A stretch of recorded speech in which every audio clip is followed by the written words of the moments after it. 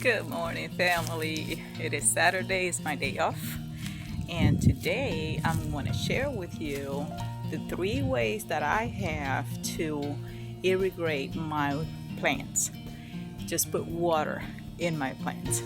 Let me turn you around. Very simple and frugal. Thank you guys for subscribing. Thank you for liking my videos. I am so excited, and I want to share with you some of my adventures that I'm gonna have around. So stay tuned, subscribe, like my videos, and we all grow together. Thank you guys. Let me turn you around. So number one is a pump. So here I have this extension, and I just plug it in, and that extension, it goes all the way. I was supposed to put this under the ground, which I probably do eventually. And I might put a PVC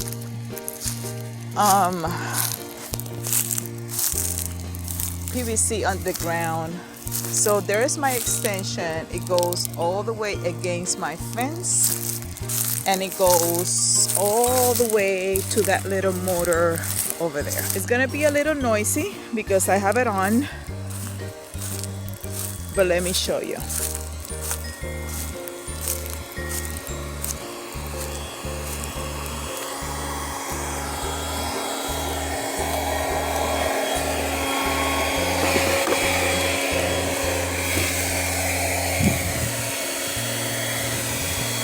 And it goes under the ground all the way to the lake. So what we do, and I'm waiting for the pump to start, and you will see in a minute, because what we did was, my better half and I, we put PVC under the ground from the motor and just ran 2 sprinklers, one for each raised bed. So there was that, and there is the other one somewhere here. I hope you can see it clear. So I put a Y at the end, and we have 2 hoses connected to it. One hose, it goes to the sprinklers, which we can switch. So I have another extra hose here, and that's the one I use to water my trees around. And that other hose, let me take you back, I'm sorry, excuse me. Send this other hose, that's 100 feet hose, and I bought that one. I think I paid $49. I'm sorry if I'm making you dizzy. So there is my hose. So what I do is I have another sprinkler system to the front of the house to my flowers. So here, and we did this about 2 years ago. So we have that pipe connected to my hose, that it comes from the motor, and hopefully my motor kicks soon enough so I can show you here at the front.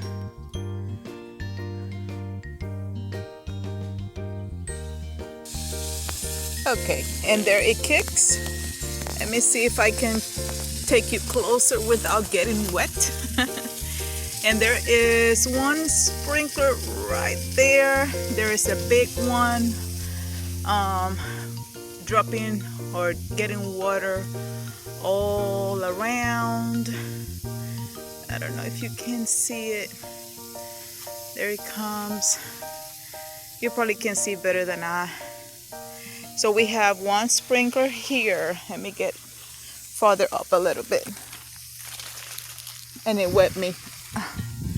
Okay, and there is the big one watering all the way, and then we have 2 close to the house over this area here, so that will give my plants some lake water. I don't use the city water for my plants. You can see my azaleas, they are blooming beautiful. One of these days I'll take you around and I show you what I have on my front yard. So then what I do is, let me close this gate for a little bit. I'll be back. And what I do is I left this one running and let the front running while I am watering my trees on this end. Let me see which one is connected. I did not prepare for this one. Let me see. And it's gonna be a little noisy again, I'm sorry. Okay. Yeah, my sprinklers are connected, but they are not open. So there is my 2 bulbs. And what I'm gonna do is I'm gonna disconnect this one. Sorry for the noise. Let's try to do this as quick as I can.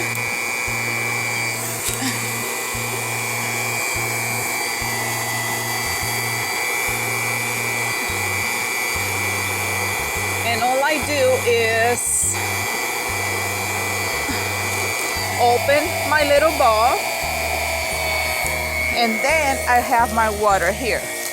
So what I do is, while my front, look at the pressure on that pump. And I don't remember how many horsepower. Let me see. I'm not sure how many horsepower, but I believe, if I don't mistake, I believe it was only half of horsepower. I only pay $89. And guys, I do have free water all the time. All I'm using is a little power to pump the water. I'm gonna take advantage. So I want to show you the pressure that we have. That's my butternut squash. It's not thriving. Okay, let me go around.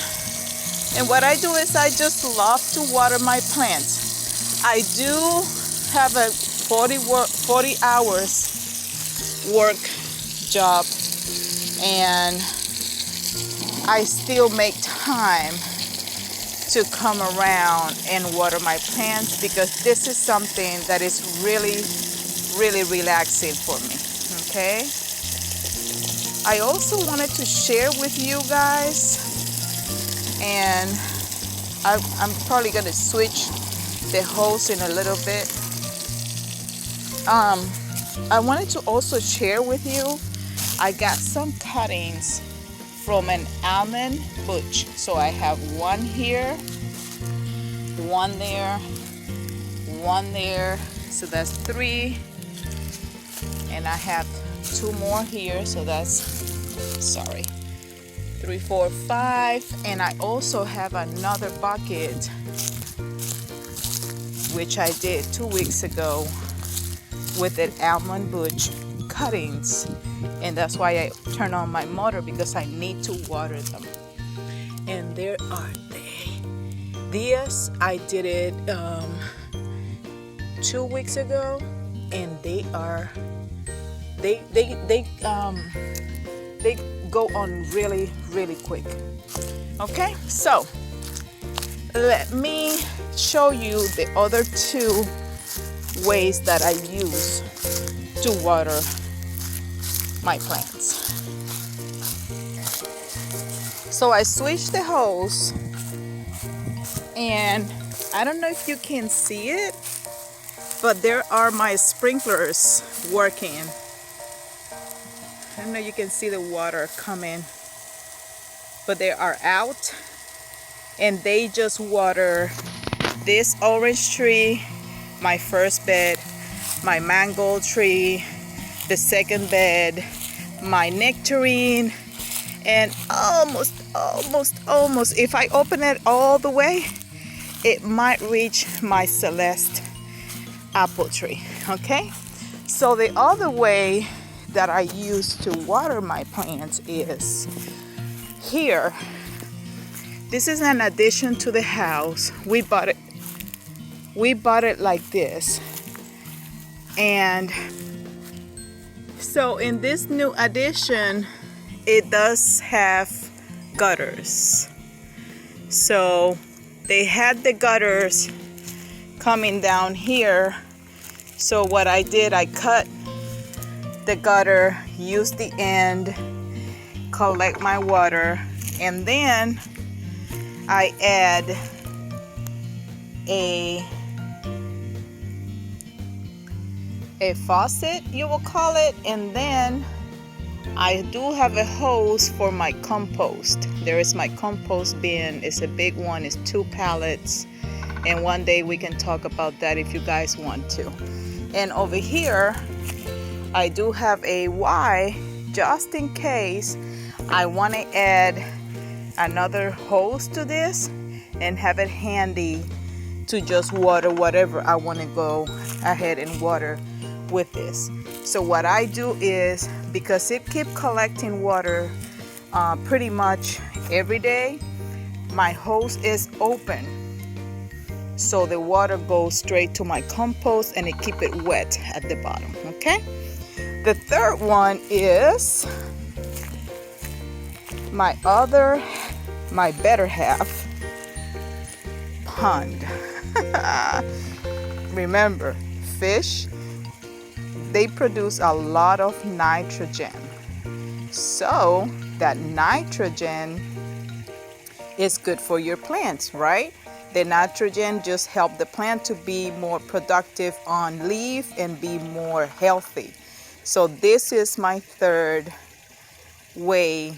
So I just come in here with my dispenser. I just grab a bucket over there, get it in my pond, grab it, and then I just put water on all my seeds or whatever I have going on at the moment if I need it. Okay, I have some dill around.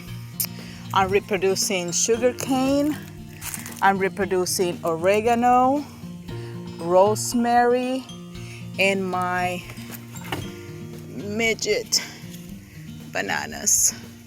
And look at that, tomatoes from my compost. So there's a bunch of dill, a bunch of oregano, and all I do is I just put water from the pond, so that way I don't have to be turning my motor on or getting water from my gutter from the bucket. I got some lettuce, and this is one of the buckets that I use. So this one don't have no holes, or I can use a big bucket. That's another one that I use. And sometimes I add a little bit of Miracle-Gro to that, even though this already got nitrogen in it. But this, remember that pond water is so full of nitrogen that you really don't need anything else. And I want to share a little surprise with you. Thank you for staying all the way to the end.